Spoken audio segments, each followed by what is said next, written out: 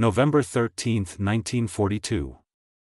Iron Bottom Sound, off Guadalcanal. The sea is a slab of ink, moonless and silent, so dark that even the nearest wave crests vanish into nothing. Aboard the heavy cruiser USS Helena, Lieutenant Commander Tom Morgan, gunnery officer, presses his headphones tighter against his ears. Sweat runs down his neck despite the night wind. Behind him, the glow of a brand new SG surface search radar paints a circular pattern of ghostly green light across a screen no larger than a dinner plate. The operator's voice breaks the quiet. "Sir, multiple contacts. Bearing 085.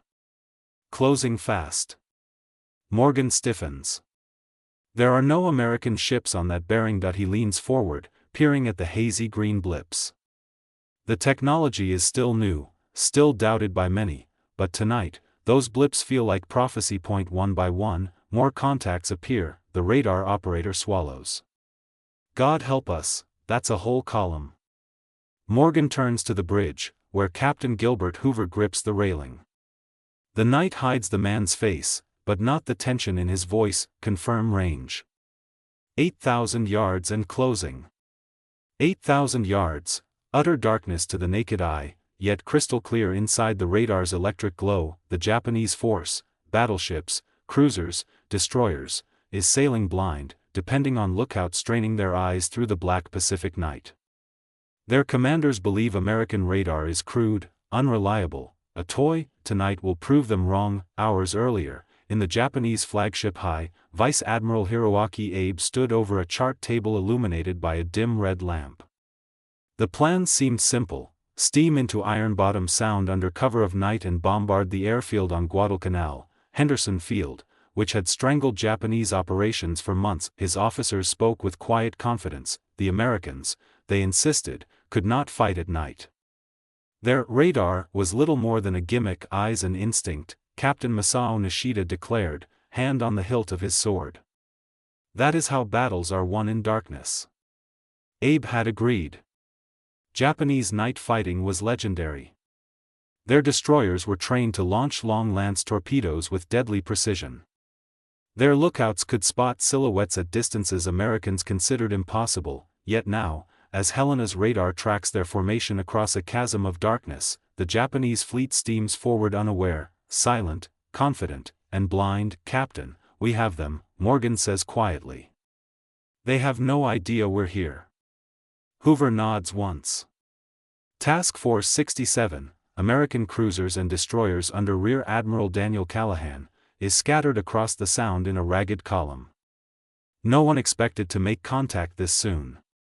No one expected radar to give them such an advantage, and yet, their victory is not guaranteed. The Americans have radar, the Japanese have battleships. Massive 14-inch guns aboard and Kirishima dwarf anything Helena or the other cruisers can bring to bear. Once those guns open up, radar or not, American ships will be torn apart at point-blank range. Morgan knows it. Hoover knows it. Callahan knows it, but radar offers something the Japanese do not have: first sight. First aim. First kill. Hoover issues the order through clenched teeth: "All hands to general quarters." Red lights flicker.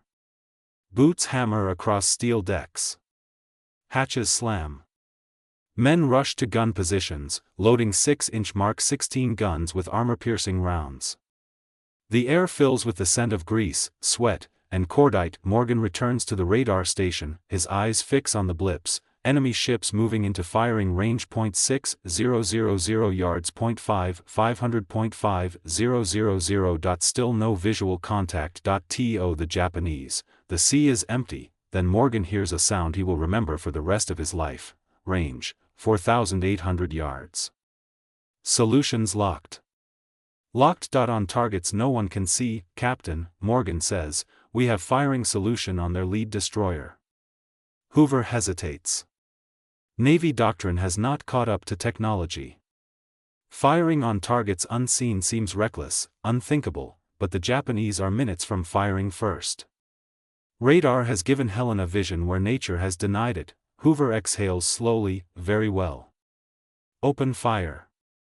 Morgan turns, grabs a voice tube, and shouts down to the main battery crews: "Commence firing." The first salvos erupt like thunder, ripping the night apart. 6-inch guns flash white, illuminating Helena's decks in strobing bursts. Shells scream overhead and crash into the ocean, then into steel. The radar blips scatter. The Japanese have been hit before they even knew an enemy was present. Aboard the destroyer Akatsuki, Lieutenant Naomasa Sato races to the bridge as the ship shudders violently. The world outside is pitch black, yet shells rain down with impossible accuracy. What is happening? A sailor shouts. Sato cannot answer. No American ship is visible. No muzzle flashes. No silhouettes, just death. More shells slam into Akatsuki, tearing through the superstructure, smashing gun mounts, ripping men apart in the dark. One blast detonates near the bridge, turning everything to flame and splintered steel. Still, the Americans remain invisible. Sato's final moments are spent staring into a night that suddenly feels haunted by ghosts with perfect aim. Back on Helena's bridge, Morgan's radar plot shows the Japanese formation breaking apart. Some ships swerve right, others left, trying desperately to find the source of the invisible barrage, but they cannot hide. Radar follows each movement, every turn, every panic-stricken attempt to escape. Helena's guns adjust instantly, tracking targets no human eye could detect. At 4,500 yards, radar-directed fire becomes devastating. Another Japanese destroyer, Ikazuchi, takes a full broadside from Helena. In the dark, her crew never sees the shells coming. A tower of fire erupts along her deck, and she begins to list, but the radar paints a new shape on the screen, huge, unmistakable. Captain, we have a capital ship entering range. Bearing 083. Closing.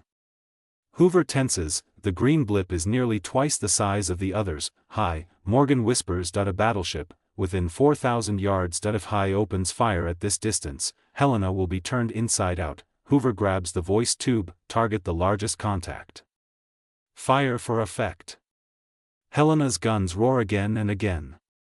Radar officers feed constant updates to Morgan, bearing changes, speed changes, deflection adjustments, all invisible to the naked eye but clear on the glowing screen. Shells slam into Hi's superstructure, smashing rangefinders, shredding exposed crew, gouging armor plates. Her bridge, packed with officers, takes multiple hits. A steel storm hurled with computer-like precision. Radar turns Helena into something new, something Abe and his officers never imagined, a blindfolded predator with perfect hearing, striking its prey without ever being seen. But the Americans are not unscathed. A flash tears across the night, 14-inch gunfire from Hi. The blast is so close that Helena's bridge rattles. They see us. Morgan shouts. A shell lands short, throwing a geyser of water over the ship. Another whizzes overhead, howling like a freight train. A third explodes off the port bow, spraying shrapnel across the forward deck. The radar gives the Americans vision, but not immunity. Helena's crew reloads frantically. Morgan adjusts firing solutions with trembling fingers. The next radar return shows something chilling. The battleship is turning, not away, toward them. Hi is charging straight at Helena, guns blazing. Determined to crush the smaller cruiser at knife-fight distance. Morgan's jaw tightens. Captain, she's coming right at us. Hoover stares into a night so dark he can barely see the bow of his own ship. Then we stand and fight, he says quietly. The sea erupts again. Helena's guns answer. The radar glows brighter, tracking every move of the oncoming giant. I and the darkness of Iron Bottom Sound, technology and tradition collide violently, one side guided by electrons, the other by eyes. Only one will survive the night. November 13, 1942. Iron Bottom Sound. The darkness seems to fold inward as the battleship Hi lunges through the black water, an armored leviathan rushing toward Helena at nearly flank speed. Nobody aboard the American cruiser can see her silhouette, but they can feel her. Each thunderous 14-inch salvo rips the air apart with a physical force that vibrates through Helena's steel bones. On the radar screen, Hi's blip grows larger and brighter, edging closer with each breath. Lieutenant Commander Tom Morgan braces himself against the plotting table. His knuckles go white. Bearing steady. Range reducing, 4,000 yards, 3,800. Captain Gilbert Hoover lets out a low exhale.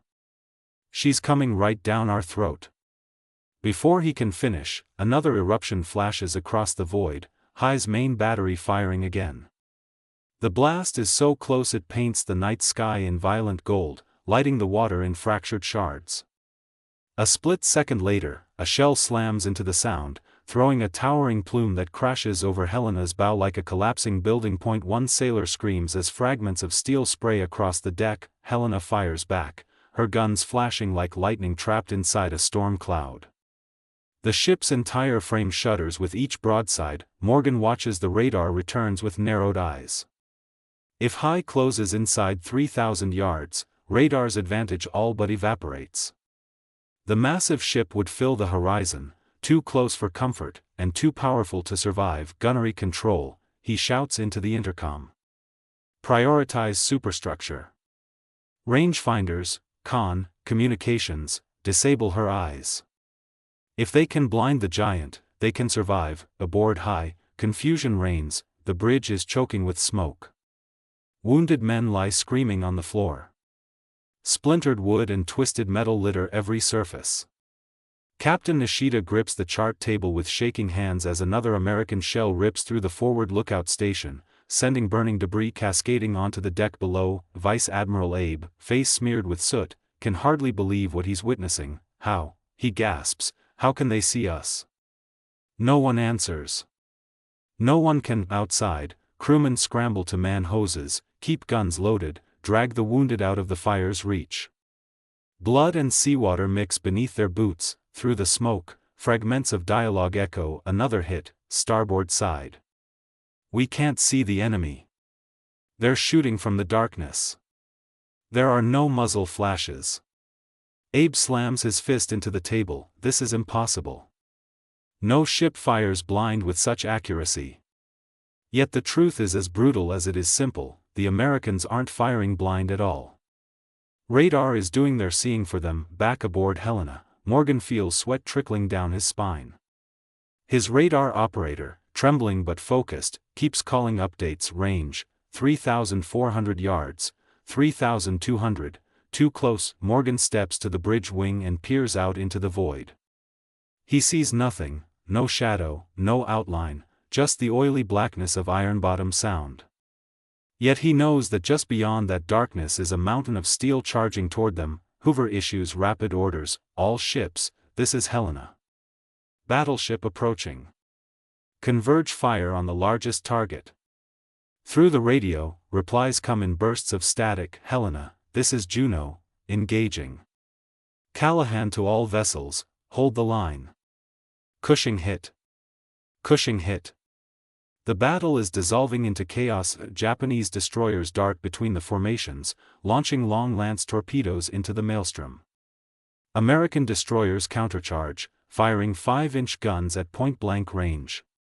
Some ships are so close they nearly collide, silhouettes brushing each other in the dark before disappearing again into the murk. The night becomes a fever dream of fire, steel, and thunder. At 3,000 yards, high fires again. This time, the shell doesn't splash harmlessly into the sea. It smashes into Helena's number 1 turret with a deafening crack. The entire forward deck erupts in sparks and smoke. Men are thrown from their feet. One is hurled into the air and lands on the deck with a scream that cuts short. Morgan grips a handrail as the shockwave blows past him. Damage control to Turret 1. Report. His headset crackles. Turret 1 disabled. Multiple casualties. Hoover grits his teeth. Morgan, we need that battleship stopped. I know, Captain. Redirecting fire to her bridge. Morgan relays the orders. Helena's remaining turrets swing, adjust, lock, guided by radar alone, then they fire. 6-inch shells streak invisibly across the darkness and hammer into High's upper decks. One strikes near the Admiral's bridge, blowing men off their feet. Another tears through the compass bridge, shattering glass and killing officers instantly. Fires erupt along the superstructure. Abe stumbles as the deck lurches violently under him. Damage report, he shouts. A panicked officer replies, steering is sluggish. Forward steering is out. High sways. Her bow drifts off course, not much, but enough to break her charge. Morgan sees the change on radar instantly. She's turning. Captain, she's veering off. Hoover whispers, thank God. But the relief is short-lived, sir, the radar operator says, voice cracking. I'm picking up additional large contacts to the east. Morgan freezes. Not one battleship. Point 2, Kirishima, he murmurs. The second one is coming. Hoover slams a fist on the railing. Helena to all ships. Prepare for another capital ship. Static replies. The channel is jammed with distress calls. San Francisco hit, heavy damage. Laffey, we've lost steering. Atlanta is burning, we're losing control. Enemy torpedoes in the water. The American formation is unraveling. Radar gives them sight, but not survival against overwhelming firepower. Morgan returns to the plotting table. Kirishima is still searching for targets, he says. They don't know where we are. Not yet, but if she gets close enough, her lookouts will spot the flashes of Helena's guns, and then the night will turn again. Hoover steps closer. We have to finish high before the second one arrives. Morgan nods grimly. Understood. He turns to the radar operator. Track her. Feed corrections directly to fire control. We're ending this. Helena fires again, broadside after broadside, relentless, brutal, precise. Each radar-directed volley tears deeper into High's damaged superstructure. Her rudder jams. Engines falter. Fires rage unchecked. The once mighty battleship slows to a crawl. Abe stares at the burning wreckage around him. Signal Kirishima, he orders softly. We are disabled. But communications are shattered. No signal goes out. High drifts helplessly in the dark, blind, burning, alone. On Helena, Morgan watches the radar returns flicker. The large blip grows faint, fainter, then it stops moving altogether. He whispers, she's dead in the water, but there's no celebration. No cheers, just exhaustion, and dread, because the second battleship is still out there. Hoover turns sharply. Morgan, what's the latest on Kirishima? Morgan scans the radar, closing. Fast. Range? He swallows. 5,000 yards. Too close. Hoover's voice tightens. All ships, prepare to engage Kirishima. But even as he speaks, the radar operator stiffens. Sir, additional contacts, multiple destroyers, coming right at us. Morgan's heart sinks. The Japanese are launching a counterattack, and Helena, scarred, short one turret, crew bleeding, decks burning, is about to face a fresh wave of ships in total darkness. Morgan grips the edge of the plotting table. Captain, this night isn't over. Hoover nods slowly. No. It's just begun. November 13, 1942. Iron Bottom Sound. The night trembles with distant thunder, new engines, new guns, new threats. The Japanese destroyers are closing fast, knifing through the black with predatory intent. Somewhere behind them, still invisible but unmistakable on radar, the battleship Kirishima advances like a shadow made of iron. Aboard USS Helena, Lieutenant Commander Tom Morgan wipes soot from his eyes. His ears ring from the concussion of Helena's last broadside. The ship's decks shudder underfoot, damaged, scorched, but still fighting. The radar screen flickers, its green glow illuminating anxious faces. Multiple contacts approaching, the operator reports, voice quivering. Torpedo-bearing destroyers. Range, 3,500 yards and closing. Captain Hoover mutters, here they come. Morgan leans closer. They're forming a fan pattern. They want to hit us midships. It's a classic Japanese night tactic. Launch a spread of long lance torpedoes, deadly, oxygen-fueled weapons capable of shattering a cruiser in one blow, then slip into the chaos to rake the enemy with gunfire. Normally, darkness would conceal their approach. Tonight, thanks to radar, Helena sees the danger long before the first lookout could ever spot it. Hoover turns sharply. Helm. Hard to port, bring us 40 degrees.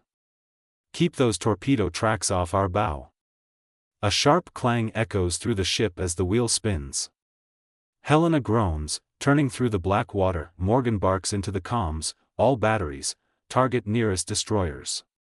Priority on torpedo launchers. Helena's guns roar again. 6-inch shells tear across the darkness, guided by radar beams that the enemy cannot sense, cannot detect, cannot evade. Aboard the Japanese destroyer Yadachi, Lieutenant Sadao Kuroki braces himself against the rail as the vessel bucks beneath him. The Americans have seen them, again, long before they should have. Shells detonate along the water, sending geysers over the deck. Bullets ricochet through the superstructure. One blast knocks 3 men overboard instantly. How are they firing without seeing us? A sailor screams. Kuroki cannot answer. He grips the torpedo trigger with white knuckles. Fire. For long lance torpedoes crash into the sea with violent splashes, speeding toward their unseen opponents. But moments later, a Helena salvo hammers Yadachi's bow, ripping open steel plating and starting a raging fire. Men scramble, hoses sputter, but the flames spread faster than hands can contain them. Another shell slams into the bridge, the destroyer veers off course, burning, helpless. Back on Helena, Morgan tracks the torpedoes as faint streaks on radar. Captain, torpedoes in the water, bearing 120. Multiple, he warns. Hoover barks, helm. Increase turn, come to heading 15. The helmsman shouts back, aye, sir. The ship heels sharply, metal whining under the strain. Sailors clutch railings. A crate of shells spills across the deck. The bow cuts a massive arc through the sea. Morgan watches the blips cross behind them, missing by a razor-thin margin. They passed astern, the operator calls, exhaling in relief. We cleared them. But the relief is short-lived. Another destroyer approaching, range 2,000 yards. Hoover curses softly. Morgan. Can radar give us a solution at that range?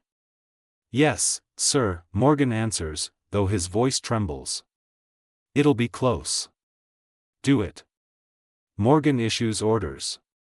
Helena's forward turret, still functional, slews toward the incoming blip. Fire. The shot is nearly instantaneous, bright, deafening, violent. A shell streaks across the invisible gap and explodes against the Japanese destroyer Murasame, which had been racing toward Helena with torpedoes primed. The blast tears into the ship's side. Flames erupt along her hull. Seconds later, a torpedo warhead detonates prematurely, turning the destroyer into a rolling ball of fire. The explosion lights up the sea for an instant, revealing the shadowed angles of ships locked in a deadly waltz. In that momentary flash, Morgan sees something that chills him, a massive silhouette on the far horizon, the second battleship, Kirishima. He whispers, the giant is coming into the fight. And Helena is running out of time range on Kirishima. Morgan snaps. The radar operator works feverishly, adjusting dials. 6,000 yards, 5,800, she's accelerating. Hoover's jaw tightens. Helena to all ships, be advised, enemy battleship approaching from the east. Static answers him, chaotic, fractured voices. Juno hit, taking water. Cushing sinking. Fire spreading on Atlanta, we can't stop it. San Francisco engaging, oh God, look out. The American formation is shattered, their cruisers damaged, their destroyers crippled. Radar gives them eyes, but not armor. Helena stands nearly alone. Morgan watches Kirishima's blip grow larger, brighter. He calculates silently. At 5,000 yards, she will open fire. At 4,000 yards, her lookouts will spot Helena's muzzle flashes. At 3,000 yards, it becomes suicide. Hoover steps beside him, we have to delay her. Even a few minutes. Morgan nods. Then let's blind another one. He orders the guns to target Kirishima's bridge. Rangefinders, anything exposed, fire. Helena spits flame, but this time, Kirishima responds instantly. Her radar-less gunners fire by instinct, by training, by sheer aggression. Massive 14-inch guns unleashing deafening fury. A volley of incandescent shells hurtles through the night. One slams into the water mere yards off Helena's bow, another streaks overhead, showering the deck with shrapnel. A third strikes the sea off the port beam, sending a spray of seawater across the bridge. Morgan grips the plotting table. She has our bearing. Hoover mutters, she's firing at our gun flashes. If they keep firing, they stay alive, but if they keep firing, the battleship will find them. Morgan faces a brutal truth. Radar's advantage shrinks with every yard the giant closes. Range on Kirishima? Hoover calls, the operator swallows. 4,800 yards. Too close, sir, a lookout screams from the starboard wing. I see her. Bow on. Morgan's blood runs cold. That eye in the murk of Iron Bottom Sound, a faint shape emerges, massive, angular, crowned with gun turrets the size of houses. Kirishima, she is no longer an invisible blip, she is a monster. Hoover speaks first. All guns, maintain fire. Helena roars, Kirishima roars back, shells crisscross the night in streaks of fire. Ocean spray erupts with each impact. The smell of cordite saturates the air. Morgan shouts corrections, recalculating with every blast. Up 2 degrees, left 0.5, fire. Another salvo slams into Kirishima's superstructure, but the battleship keeps coming. Range, 4,200 yards. Captain, we're losing distance. A near miss throws a geyser over Helena's bridge. Water crashes down like a collapsing roof, drenching the men, soaking maps, shorting out a signal lamp. Another blast hits closer, too close. Hoover grips the rail. Morgan, if she gets to 3,000 yards, I know. Both men look at the radar. The glowing blip pulses closer. 4,100 yards. 4,000. 3,900. Kirishima is charging straight for them, guns flashing, engines thundering, crew screaming war cries into the dark. Helena is damaged. 2 destroyers are sinking, half the American ships are burning. The night feels endless, merciless, hungry. Morgan closes his eyes for a breath, then, Captain, he whispers, I have an idea. Hoover turns. What is it? Morgan opens his eyes, calm now. Determined. We're going to use the radar, in a way they never expected. Hoover waits. Morgan points to the screen. If we time it perfectly, we can make her overshoot.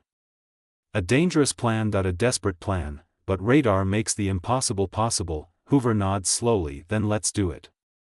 He turns to the bridge crew. All hands, prepare for a high-speed evasive turn. The helmsman stares in disbelief. In front of a battleship? Hoover growls, you heard the order. The ship braces. Morgan grips the table. Kirishima closes in. 3,800 yards. 3,700. 3,600. Morgan whispers, wait, wait. Now. Hoover slams his fist down. Helm, hard to starboard. Helena heaves violently, engine screaming. Kirishima's guns fire, the shells tear past, missing. Morgan looks at the radar. It worked, but the maneuver has placed Helena in a new position, one of opportunity. One that could change the entire battle. Captain, he says slowly, eyes widening, we can hit her where she's weak. Hoover turns sharply. Then let's finish this. November 13, 1942. Iron Bottom Sound, the sea bucks under Helena's sharp evasive turn, throwing spray high into the night. Steel groans. Men cling to anything bolted down. But the maneuver works. The murderous shells from Kirishima shriek across empty water, detonating harmlessly in the darkness astern. For the first time in minutes, there is a breath. Not a safe breath, there is no such thing tonight, but a breath of possibility. Lieutenant Commander Tom Morgan steadies himself against the plotting table, eyes glued to the radar. Kirishima's giant blip hurtles forward, overshooting Helena by several hundred yards. He works fast, calculating angles, deflection, range, closure rate. A dangerous grin edges onto his face. Captain, Kirishima's turning radius is too wide. With her speed, she can't pivot fast enough to recover position. Hoover's eyes sharpen. Meaning? Morgan points at the motion trail on the radar screen. Meaning that for the next 40 seconds, her armor belt is angled wrong. The radar operator glances toward Morgan, realization dawning. She's exposing her aft quarter. Morgan nods. And her aft quarter is thin. Too thin to take repeated 6-inch hits.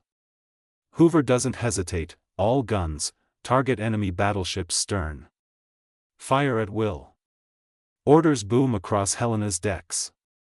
Gunners scramble. Shells slam into breaches. Breach blocks lock. Turrets swing with grinding metallic determination. Morgan calls corrections, voice steady despite the chaos around him. Bearing 080. Down 2 degrees. Range 3550. Hoover grips the voice pipe. Fire. Helena unleashes Hell. 6-inch shells tear across the night, invisible arcs guided by nothing but mathematics, experience, desperation, and radar. The first impacts strike Kirishima's rear quarter, sending plumes of spark spraying into the air. Another ruptures an exposed section near the steering control room.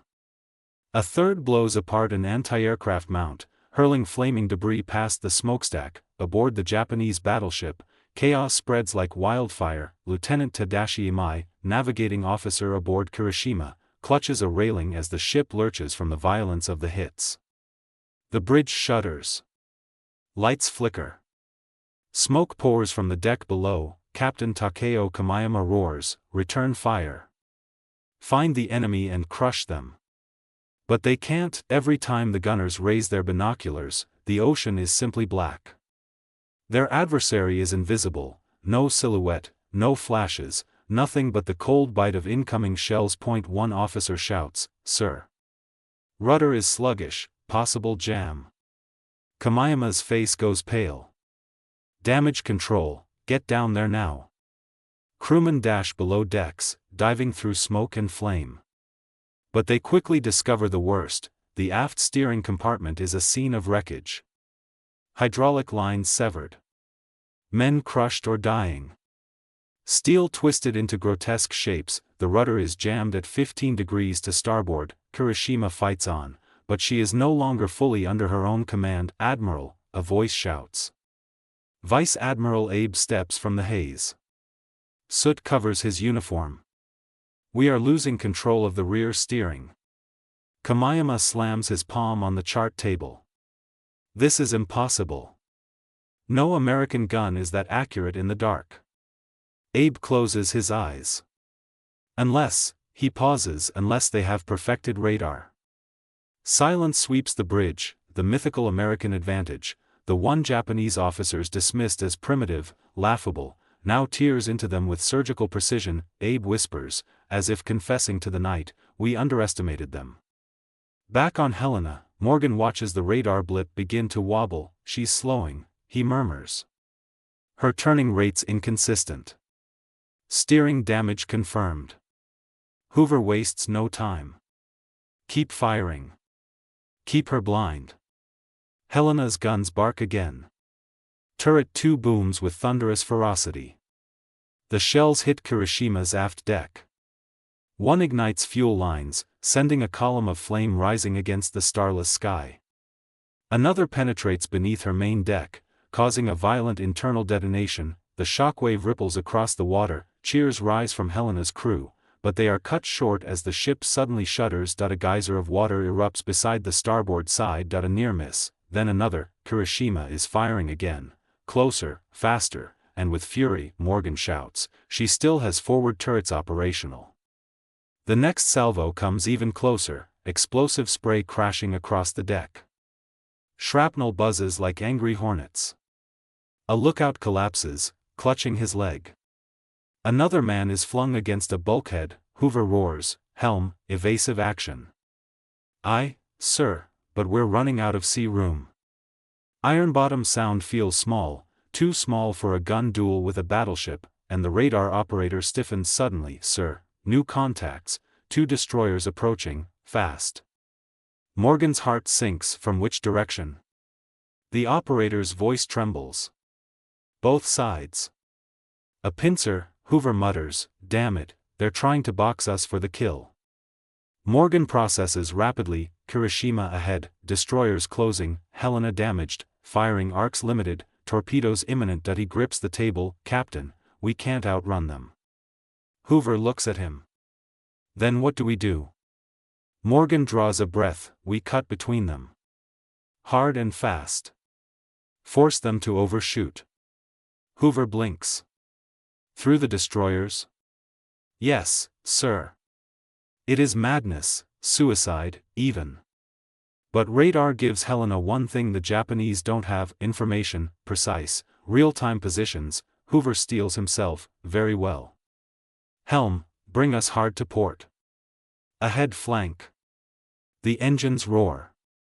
Helena lunges forward, slicing toward the gap between 2 oncoming destroyers. Morgan tracks their movement. Hold, now, hard starboard. The ship tilts sharply. Men slide across the deck. A crate bursts open, shells clattering like bells. The Japanese destroyers react too late. One swerves wide, the other crosses too close. Helena's port battery fires point blank, the shell smashes into Asagumo's bow, tearing it open. Flames roar skyward. A secondary explosion follows, torpedoes igniting in their tubes. A fireball engulfs the destroyer, cheers erupt, but Morgan's voice cuts through them. "Captain, Kirishima is turning again." The blip rotates. Slowly. Angrily, her steering's damaged, but she still has guns. And she's bringing them to bear. Hoover shouts, "All guns, target main battery. Silence her guns." Helena fires, Kirishima fires, the exchange is brutal. The night lights up with overlapping flashes. Steel shrieks. Water erupts. The air shakes with concussive violence. A shell slams into Helena's aft deck. 2 men vanish in a cloud of flame and steel. Morgan races to adjust solutions, down 2 degrees. Right 1. Fire. Helena's salvo rips across the battleship's forward deck. 1 shell hits a turret, the turret erupts, an explosion so massive it lights the sea like dawn. Kirishima's forward turret is out, the radar operator shouts. Morgan closes his eyes in relief, only for a moment. "Captain, she's slowing further." Hoover leans in. "Is she stopping?" Morgan watches the blip grow fainter. "She's lost propulsion." Hoover grips the railing. "Then this is our chance." Morgan nods, exhausted. "Captain, we can finish her." Hoover takes a long breath. "Then all guns, prepare for final barrage." The gunners load their last shells, the radar operator feeds final coordinates. Morgan gives final corrections. Helena fires a full broadside, shells streak into the darkness. Kirishima, bleeding fire, lists in agony, and the night begins to shift. For the first time, the Americans are no longer just surviving, they are winning. October 25, 1944. Surigao Strait, southern Philippines. The night is so dark it seems to swallow the horizon. Even the moon hides behind thick clouds as the waters of the strait churn around dozens of American PT boats, destroyers, and battleships, silent, waiting. On the bridge of the destroyer USS Allen M. Sumner, Lieutenant J.G. Robert Carlin wipes salt spray from his eyes and raises binoculars toward the unseen south. He can't see anything. No silhouettes, no wakes, no glimmers of running lights on the horizon, but the radar can. "Contact bearing 182, range 34,000 yards and closing," the radar operator reports.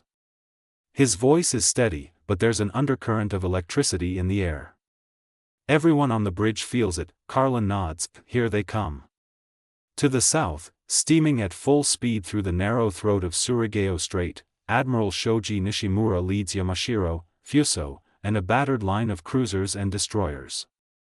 It is the southern prong of Japan's final, desperate gamble, Operation Showan, the plan to crush the American landing force at Leyte Gulf. But Nishimura is entering a trap older than naval warfare itself, a classic crossing of the T. Only this time, it will be executed with radar-guided gunnery, and he doesn't know it yet. American ships sighted? A staff officer aboard Yamashiro squints through night binoculars, trying to pierce the dark. The sea is black as ink, the shoreline barely a darker smudge. The Japanese believe the Americans rely heavily on visual sightings, flares, and star shells, tools that the night and weather have effectively smothered. Nishimura, stern and silent, stands at the chart table. "Continue forward," he orders. "We break through, or we die trying." He believes the Americans are blind. They are not, they see everything. Multiple inbound targets. PT boats engaging. The first skirmish begins just after 2 o'clock. American PT boats, tiny, fast, almost invisible, dart forward and launch torpedoes in quick succession. The Japanese ships, still at gunnery range rather than torpedo range, open fire. Tracer rounds rip across the black water like angry red needles. Most of the PT boats' torpedoes miss.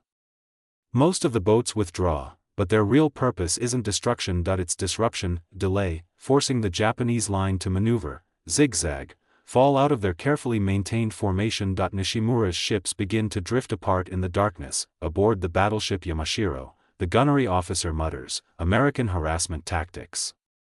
But he still doesn't understand what's coming. Radar locks in far to the north, the line of American old battleships, ships sunk at Pearl Harbor and raised from the mud, waits, West Virginia, California, Tennessee, Maryland, Pennsylvania, Mississippi. Their crews stand ready at fire control stations, hands poised over firing keys, ears pressed to headsets, and deep inside West Virginia, Lieutenant Commander Edward Hooper watches the main radar repeater. A cluster of bright blips creeps closer, aligned perfectly in the strait. Target acquired, he says softly. On the bridge, Captain Cecil R. Johnson waits only for approval from Rear Admiral Jesse Oldendorf. The Admiral's order comes calmly from the flagship: open fire. Battleships commence firing. At 3:51, the night explodes. West Virginia's 16-inch guns roar with a concussion that shakes the entire ship. The blast lights the sea like lightning. Within seconds, radar fire control corrects range, bearing, elevation, faster than any human eye can track. Shells arc invisibly through the night and crash down on the Japanese column with the precision of a surgeon. Yamashiro is hit almost immediately. In her radio room, static crackles, damage reports flood in, the ship lurches. Still, no one has visually seen the Americans. Where are they firing from? An officer shouts over the alarms, "Unknown. We can't see them." Every Japanese bridge officer strains into the dark, trying desperately to spot the flashes of enemy guns, but the Americans are too far away, too concealed, and too accurate. The Japanese realize the unthinkable. "Admiral," the gunnery chief yells aboard Yamashiro. We believe the Americans are using radar to direct their fire." For the first time in hours, Nishimura hesitates. Radar fire control, accurate, long-range, invisible, was something many senior officers dismissed as unreliable, gimmicky, or overly complex, but there is no denying reality now. The American shells land with almost mechanical rhythm, every correction precise, every salvo tighter, every hit deadly. Yamashiro's forward turrets return fire, but blind shooting into the night is a pitiful response. They are losing this battle before they can even see it. The strait becomes a killing ground. American cruisers join the barrage. Destroyers race along the flanks, launching torpedoes. The entire strait becomes a funnel of metal, fire, and shockwaves. Fuso takes a torpedo on her starboard side. Flames crawl up through her superstructure. Moments later, secondary explosions rip her in half. Survivors leap into burning oil. PT boat crews watch from a distance, stunned by the spectacle. "Jesus," one mutters, "I thought battleships had to see each other to fight. Reverse course. We must withdraw." Aboard Yamashiro, the bridge crew hears the impossible. Nishimura, rigid, fearless Nishimura, orders retreat. It is already too late. The Americans have her bracketed. They walk their fire onto the flagship as though guided by an invisible hand. Another salvo lands, the deck buckles, bulkheads rupture, steam howls from shattered pipes. Engine room flooded. Fire in turret 2. List increasing. The night that was supposed to hide them has betrayed them. Or rather, their disbelief in radar has betrayed them. The final moments of Yamashiro at 4:19, the battleship rolls to port. Her crew, many refusing to abandon ship, cling to rails, chanting prayers drowned by the rush of water.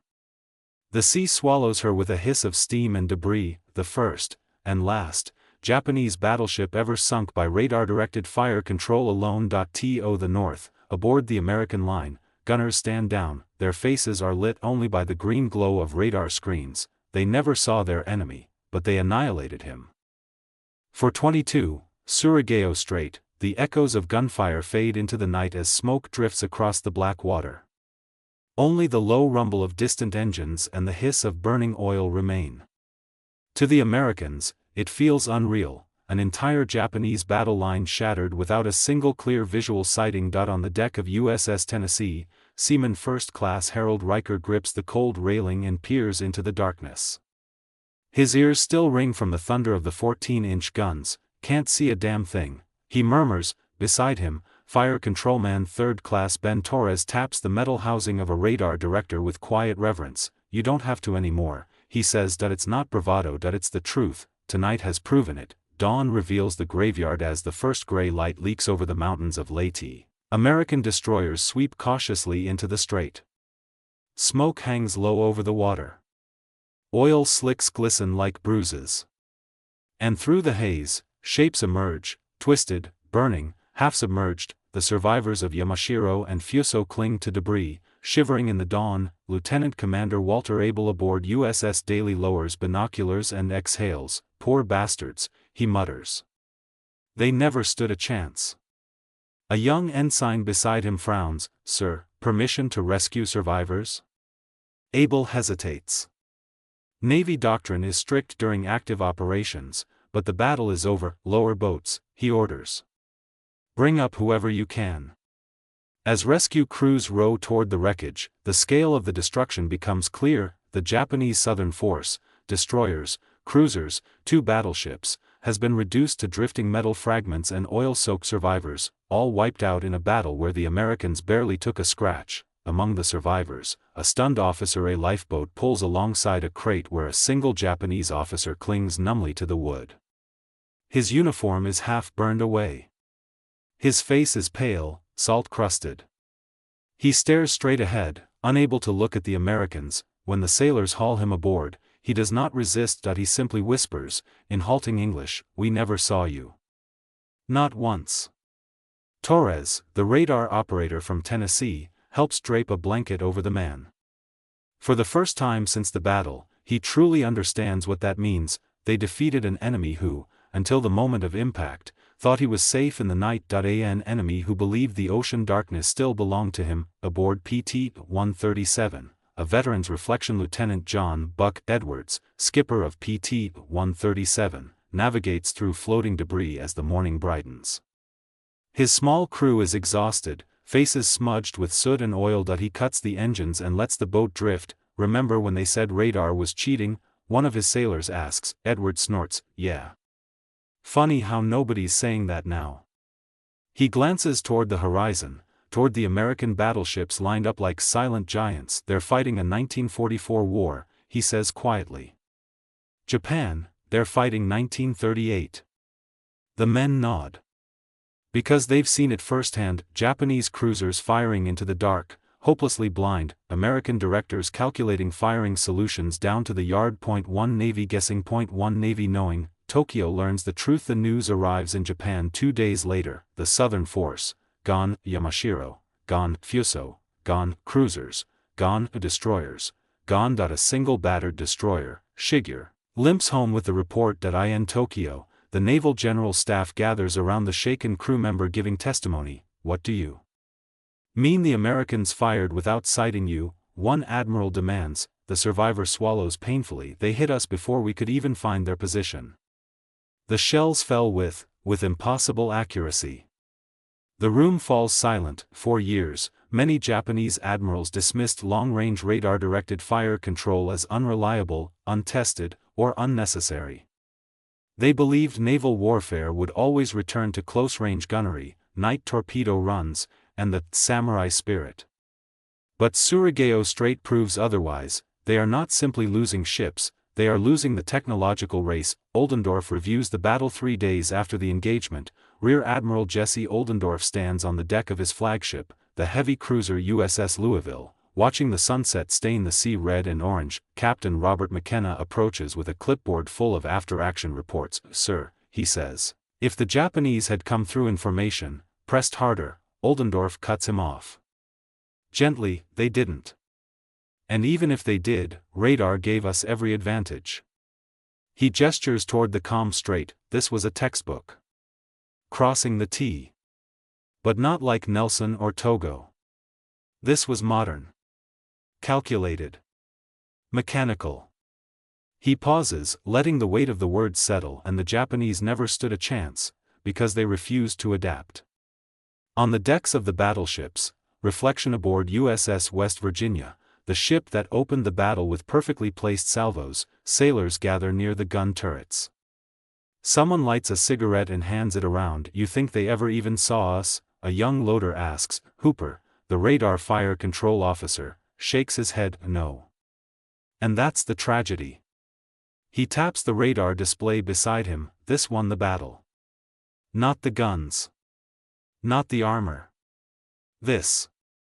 A moment of silence. Even victory feels heavy when the enemy never had a chance to fight back. The death of Japan's night fighting doctrine. For decades, the Imperial Japanese Navy trained obsessively for night battles, night torpedo runs, lookouts trained to see in near total darkness, optical fire control perfected to art, but it all depended on one premise, that the night hid you. Surigao Strait proves that idea is dead. The Americans tore the night open with radar, and inside that darkness, Japan lost the last of its battleship fleet. In the words of one American historian, Surigao Strait was not only the last battleship engagement in history, it was the last battle where one side fought in the 20th century and the other still fought in the 19th. A final image as the sun sets on Surigao Strait once more, the wrecks of Yamashiro and Fuso rest silently on the ocean floor, monuments to a turning point in naval warfare. Above them, the night rolls in again, black, silent, endless. But never again does it belong to those who rely on the naked eye, because the radar sees everything, even in the dead of night.